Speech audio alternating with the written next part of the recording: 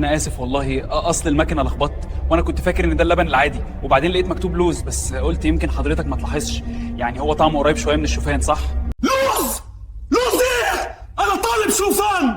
ده اعلان عدم احترام رسمي، اذا سوف نعلن الحرب. افهم نفسك هترتاح.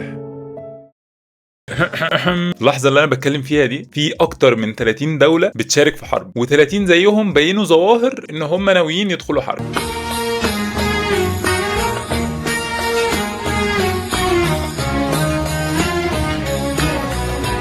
ف30 زائد 30 يساوي 60. بنتكلم في تلت الكوكب حضرتك. وان شاء الله هنبقى نعمل حلقه مخصوص لغزه والسودان. من كل قلبي ربنا يحميكم ويطمن قلبكم. طول عمري وانا صغير بيجي في بالي سؤال: ازاي بني ادم يوصل لمرحله ان هو يقتل او يعذب بني ادم تاني ويبقى فيه تبرير للكلام دوت، او حتى ممكن يبقى عمل بطولي؟ هل الانسان بطبيعته في الحته دي؟ طول ما انت جنبي مفيش حاجه اسمها ما يعملش حاجه، ممكن يخطر، ممكن ده خاين، معروف بطبعه خاين.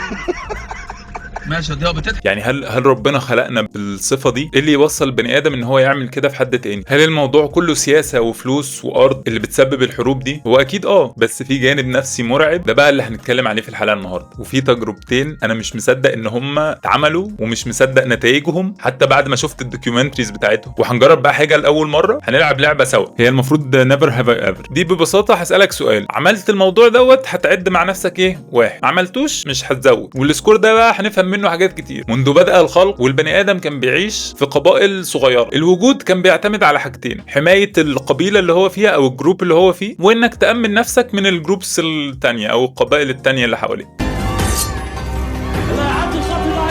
وده في علم النفس اسمه الان جروب اوت جروب بايس. وده ببساطه اللي هو عامل ابن بلدي اللي افكاره زي افكاري بطريقه احسن او بستريح معاه اكتر. والكلام ده بقى بنشوفه اكتر سواء في الجنسيات سواء في السياسه او حتى في ابسط الحاجات زي الكوره. ودي الحاجه اللي بيستغلها الرؤساء في الحروب، ان احنا الخير والناس التانية دي هي الشر، واحنا لازم ندافع عن نفسنا. واول بقى سؤال معانا: هل عمرك حسيت انك مرتاح اكتر مع الناس اللي شبهك في التفكير وبتتجنب الناس اللي رايهم مختلف؟ لو عد 1. الديهيومنايزيشن، العنف لشخص تاني ممكن يبقى psychologically possible لما نظرته للشخص التاني دي تتغير وما يبقاش شايف الشخص اللي قدامه دوت بني ادم. انت يستحيل تكون تمثال، لا انت اكيد بني ادم، اكيد بني ادم. عشان كده في الحروب اللغة بتتغير من دول ناس لدول مثلا حيوانات، او دول حشرات او اوبئة، من افراد لمجرد ارقام. في المانيا النازية الجرايد كانت طول الوقت بتصور اليهود كفيران او طفيليات. في رواندا سنة 1994 الراديو كان بيسمي التوتسيز صراصير. في حوالي 100 يوم كان في اكتر من 800 الف بني ادم مقتول، اغلبهم كانوا ناس عادية civilians. اللي قتلوا بعض دول كانوا جيران. الديهيومنايزيشن مش بيخلق وحوش، هو ببساطة بيطفي الرحمة اللي جوانا. السؤال التاني: هل عمرك عممت على جروب من الناس او مجموعه من الناس وقلت مثلا دول كلهم كذا من غير ما تبقى عارفهم شخص شخص؟ يعني مثلا الهنود دول كلهم كذا. لو يبقى زود 1. في الحرب العالميه الاولى كان من اكتر الحاجات اللي ساهمت في انفجار الحرب ظاهره في علم النفس اسمها security dilemma. ايه السكيورتي ديلاما دي؟ ببساطه انا خايف فبجيب سلاح امن نفسي، فانت تفتكرني ان انا هحارب فتامن نفسك، فلما انا اشوفك بتامن نفسك افتكرك ان انت عايز تحاربني فامن نفسي اكتر، فانت تأمن نفسك اكتر فانا أمن نفسي اكتر. وبعد كده بقى الموضوع بيكبر مننا بقى وبنخش حرب بقى نموت بعض. وده اللي حصل مع دول اوروبا، ان كل واحد كان بيحاول يقوي الجيش بتاعه، وبناء على الاخبار اللي اتسربت ديت هي اللي تسببت جزء كبير من الحرب. وهنا نيجي للسؤال الثالث: هل عمرك افترضت ان حد قصده وحش من غير ما تتكلم معاه؟ لو عد يا عداد. كفايه بقى. نيجي بقى للكونسبت المرعب اللي هو طاعه الاوامر. في عالم نفس اسمه ستانلي ميليجرام عمل اكسبيرمنت نتيجتها اقل حاجه تتقال عليها ان هي مستحيل تكون حصل او مش منطقيه او فيها كذب. جاب متطوعين قعدهم في اوضه قدام جهاز تعذيب بالكهرباء، وفي اوضه ثانيه جاب ممثل يمثل ان هو بيتكهرب. والمفروض قال للمتطوع دوت ان احنا بنحاول نعلم الشخص اللي جوه ده اللي هو ما يعرفش ان هو ممثل، بنحاول نعلمه حاجه معينه. فلو جاوب اجابه صح بيخش على السؤال اللي بعده، ولو جاوب غلط بنقوم مكهربين، وكل غلطه بنروح للكهرباء اللي جنبها. يعني كل غلطه الفولت كان بيزيد اكتر، والممثل كان صوته بيعلى اكتر لحد ما وصل ان هو بيترجى الشخص اللي بيدوس على الكهرباء ده ان هو ما يدوسش ويتحايل عليه. والعالم دوت كان واقف جنب المتطوع وكان بيقول له كمل، ده لمصلحه اكسبيرمنت، دوس، وبيتكلم بكل هدوء وكل ثقه. اخر زرار كان مكتوب عليه فيتال شوك، والممثل وصل لدرجه ان هو يعني صوت وبعد كده ما بقاش طالع له صوت. توقع معايا بقى كم واحد داسوا على الزرار الاخير ده اللي هو مكتوب فيه فيتال شوك اللي هو بيخلص، وهم مش عارفين ان الشخص التاني ده ممثل. توقع معايا نسبه 65% داسوا اخر زرار. تخيل انت متخيل؟ طب افرض الشخص ده بجد ده بقى لا فيه بريشر ولا فيه حروب ولا فيه محاكمه عسكريه ولا فيه اي حاجه، هو بس واحد واثق في نفسه ولابس بلط. نيجي للسؤال اللي هنا بقى، هل عمرك عملت حاجه انت مش مرتاح لها بس عشان المدير او المدرس او حد كبير قال لك تعمل كده؟ لو عد يا عداد. كفايه بقى. في سنه 1971 في جامعه ستانفورد جاء سايكولوجيست اسمه زيمباردو، عمل تجربه غريبه جدا. نزل اعلان في الجرايد انه محتاج فولنتيرز بمبلغ مادي كويس، يعني هتيجوا تقعدوا اسبوعين كل يوم هديكوا مبلغ كويس، وكان بيتارجت الطلاب اللي في الجامعات. فناس كتير قدمت، راح عامل لهم انترفيوهات سايكولوجيكال تيست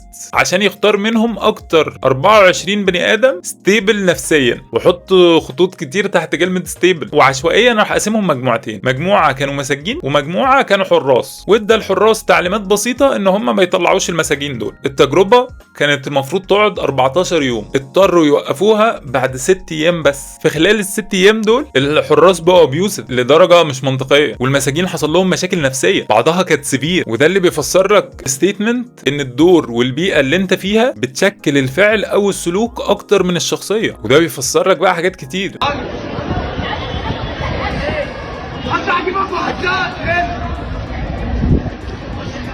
والسؤال الخامس هنا، هل عمرك اتعاملت بطريقه مش شبهك علشان وضعك او برستيجك او شغلك او مكانتك في الموقف؟ لو عادي. وبنلاقي التجربه بتاعت عم زمبرانو دي حصلت في الحقيقه في 2003 في سجن ابو غريب في العراق، اللي ناس كتير زي جنرال باري ماكافري بيعتبروا اكبر جريمه حرب في تاريخ امريكا. ده كده زي كريستيانو يقول لك ده احسن ماتش انا لعبته في حياتي. وخد بالك ان دي الدوله اللي رمت نووي على دولة تانية. عالم النفس ألبرت بندورة، سمير كمون، عبد الباسط اسماعيل بندورة، عمل لك زي وصفة كده تخليك في ثانية تتخلص من الإحساس بالذنب. شوية مورال جاستيفيكيشن اللي هو أنا بعمل كده لسبب نبيل، هنستخدم euphemistic language، أي كلمة ممكن تبقى تقيلة هنبدلها بكلمة ممكن تبقى أبسط، زي هتلاقي collateral damage، أو مثلا عشان تبقى فاهمها زي مثلا اللي هو ده بيلعب بيكي، لا عنده fear of commitment. فلما نبسط اللغة كده الموضوع بيبقى أسهل. diffusion of responsibility، خذوا من كل رجل قبيلة، كله شارك في الجريمة دي فمش أنا بس، أو كله بيعمل كده. displacement of responsibility دي اللي هو أنا جالي أمر إن أنا أعمل كده، فالresponsibility جاية من اللي فوق، أنا ماليش دعوة، أنا عبد المأمور يا ابني. ودي humanization، دول مش بني آدمين، هم اللي عملوا كده في نفسهم، هم اللي اضطروني أعمل كده. وده اللي جبنا للسؤال السادس، هل عمرك بررت حاجة غلط بحجة إن هو كله بيعمل كده؟ لو حصل عد. ده كان آخر سؤال معايا. في فيتنام حصل مجزرة اسمها ماي لاي. إيه اللي حصل؟ الجنود الأمريكان كانوا المفروض هيشتبكوا مع الجيش الفيتنامي في مدينة ماي لاي، راحوا ما لقوش جنود هناك، لقوا مواطنين عايشين حياة عادية جدا. اللي حصل ان هم دخلوا في المواطنين دول وقعدوا يقتلوا فيهم، وده بيبقى تكتل بقى لكل الحاجات اللي احنا قلناها فوق دي، لحد طيار امريكي نزل عليهم بالطيارة قال لهم لو ما وقفتوش اللي بتعملوه ده انا هضرب النار على الناس كلها، هقتل اللي معايا واللي مش معايا. ما كانش مصدق اللي بيحصل قدامه ده. وهوريكم دلوقتي ازاي الحاجات اللي احنا قلناها قبل كده دي في الانترفيوهات اللي اتعملت مع الجنود دي بعد الحرب. Shoot everything, man, woman, children, and the whole bit, everything that could aid the VC, you know, every living thing. That was sort of like the order. Well, this is something a soldier has to do, is to take orders and carry them out. Like we used to have to run around yelling, kill, kill, kill, just to get it in our heads, you know, just to get that feeling that you can do it. They were infants, in fact. It makes you think that even if they were considered beasts, that you would think that maybe a water buffalo calf or a little piglet would fare better than a child. How did the guys look when they were doing this? They looked like they were having a lot of good time. بص بقى على الرقم اللي معاك ده، مش مهم هو كام، المهم ان هو لو اكتر من 0 يبقى تفهم ان دي طبيعة البني ادم، وان الانسانية دي حاجة احنا محتاجين نحافظ عليها. كلنا بنشترك بدرجات مختلفة. معلومات مش مهم تعرفها، في الحرب العالمية الثانية نسبة الجنود اللي كانوا بيضربوا رصاص على الجنود التانيين كانت 20%، لأنها حاجة طبعا مش منطقية، لأنها حاجة صعبة جدا. فطبعا في أمريكا اشتغلوا على الجزء النفسي ووصلت النسبة دي ل 90% في حرب فيتنام. ستاديز لقت إن 98% من الجنود ما بيقدروش يستحملوا نفسيا أكتر من 58 يوم. دونالد ترامب هو أكتر بوليتيشن في التاريخ اتكلم أو في خطاباته كان فيها كلمة أنا أو بيتكلم على نفسه يعني. وفي ستاديز بتقول لك كل ما الرئيس يبقى نارسيسست كل ما تضاعف نسبة دخوله في حروب 5 مرات. دونالد ترامب لما درسوا الخطابات بتاعته أو طريقة الكلام اللي هو بيتكلم بيها لقوا إن هي كأن حد بيكلم حد في رابعة ابتدائي.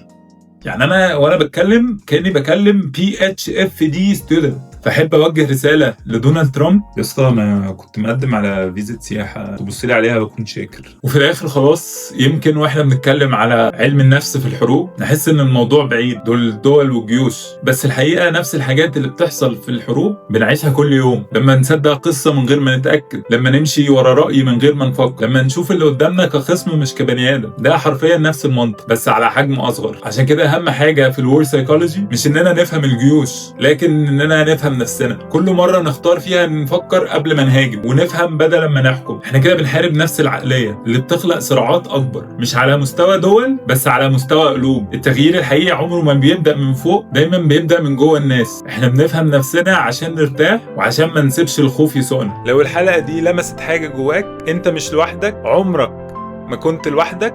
كان معاكم مريض نفسي، واشوفكم الحلقة الجاية.